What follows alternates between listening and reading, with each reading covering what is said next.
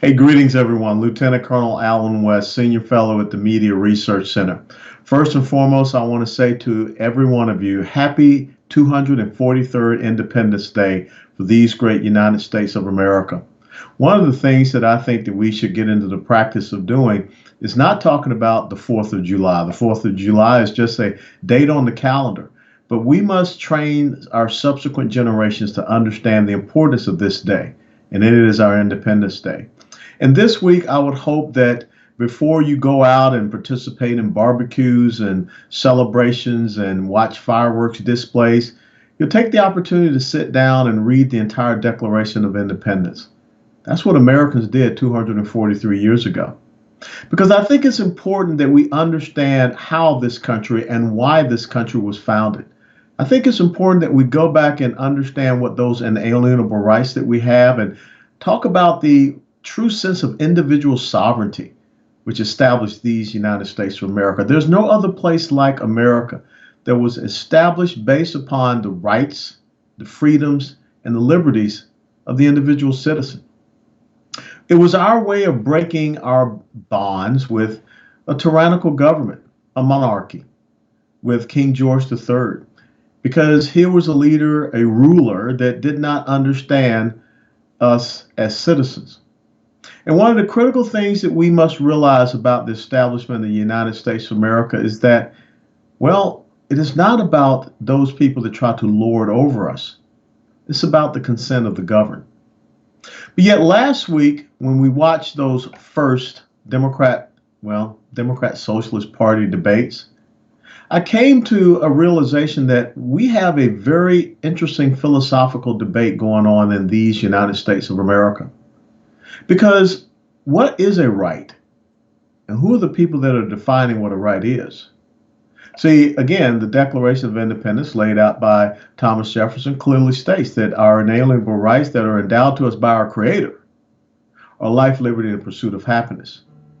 Now, Thomas Jefferson got that concept, that principle, that ideal from English political philosopher John Locke, the man that we call the father of classical liberalism.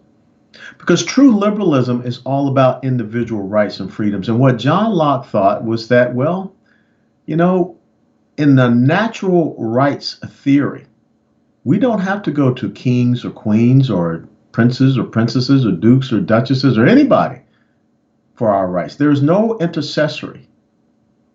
Our rights come from our Creator. And we are all equal in having those inalienable rights. Of course, John Locke called them life, liberty, and property when he discussed them in his second treatise of government. Thomas Jefferson changed it to life, liberty, and the pursuit of happiness because Benjamin Franklin advised him in supervising the writing of the Declaration of Independence that, well, he did not want people to believe that they had the inalienable right of owning another person. But when you listen to those 20 candidates that stood on those debate stages, it seems to me that our individual rights no longer really exist as individual rights. Of course, James Madison codified those individual rights in the first 10 amendments to our Constitution, our rule of law, called the Bill of Rights. But when you listen to those individuals last week, well, their ideological agenda believes that the government, because they believe in nationalizing economic production, should be in charge of every industry. Healthcare is just an industry. And therefore, the government should be in charge of the healthcare industry. And that's why they say Medicare for all.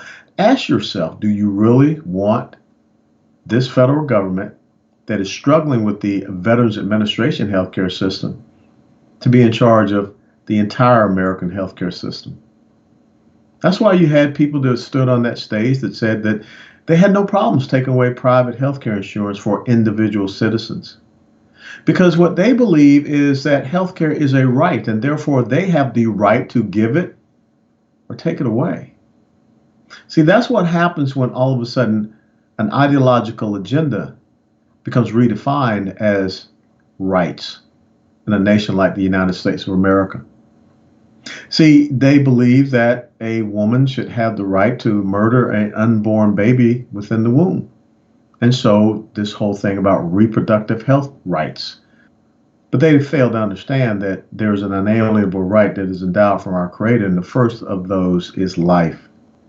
When you look at the quote unquote freedom of speech that we're supposed to have, the right to assemble, that's not a right if you don't agree with their ideological agenda. You have a freedom of speech only if it's speech that is acceptable to them. When you look at the freedom of religion, our very first individual right in our Bill of Rights, very first of the First Amendment. Well, see, your freedom of religion does not apply if it comes in contrast to their ideological agenda, which is exactly what the quote unquote Equality Act is all about. It is not about equality. It is about the domination of their ideological agenda, and all others' thoughts, perspectives, and insights are relegated to be, well, subjugated to their ideological agenda and therefore their rights. Think about it. For the left, they say that same-sex marriage is the law of the land. First and foremost, I think that if you studied our Constitution, Article 3 says that, well, our courts are supposed to interpret the law. They don't have the power or the ability to make law. But yet, when it comes to our Second Amendment right, which if you don't have that Second Amendment, pretty much so you're not going to have those First Amendment rights. Well, that doesn't apply all across the country. So why is it that the Second Amendment and right that is defined in the Bill of Rights and our Constitution, how is it that that does not apply? And we've had several Supreme Court cases which reaffirm the Second Amendment from the local and the state levels. But yet we still have these states, we still have these municipalities that do exactly what the Second Amendment says they're not supposed to do, infringe upon. So why is it that the Second Amendment is not the law of the land? Very simple. There are certain constitutional rights that if they are going up against the ideological rights based upon the agenda of the left, they're not constitutional rights. They're not regarded, they're not respected. As a matter of fact, our border is not even respected and regarded by the people that were up there on that stage. When the question was posed that would you give free health care to people that are here illegally, and every single one of them raised their hands, the question we must ask ourselves is how could someone seek to be the president of these United States of America when they don't regard the sovereignty of the United States of America? So what do they really want to be president of? Just a place, a piece of terrain, piece of ground? Because most of them believe in an open borders policy. See, everyone has a right when it's based upon what the progressive social left believes is their agenda. So if open borders is their agenda, everyone has a right to be here in the United States of America. So this Independence Day, I want you to think about it. What rights do you truly have? I think that America is not about the equality of outcomes, which is what you heard all of those 20 candidates talk about last week, but it's the equality of opportunity.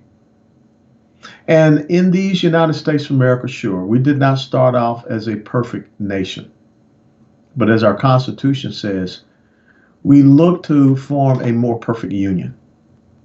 And that is what we are seeking to be. But if you don't believe in our fundamental constitutional rights, if you don't believe in the concept that the individual is sovereign over the institution of government, then maybe one day it will just be July the 4th. It will not be our Independence Day.